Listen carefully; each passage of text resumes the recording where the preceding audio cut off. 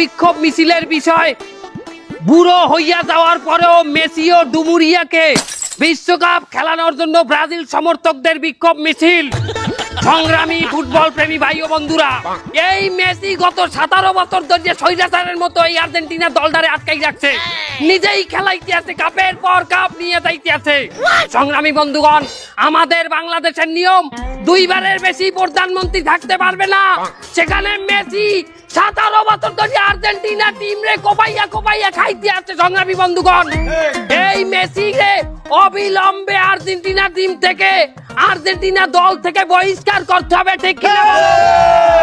আর যদি মেসিকে খেলানো হয়, ওর হাত দুইটা বাইন্দে খেলাইতে হবে, নইলে হাত দিয়ে আবার গোল দেওয়ার মতো দুঃস্বপ্ন আবার দেখবে মেসি।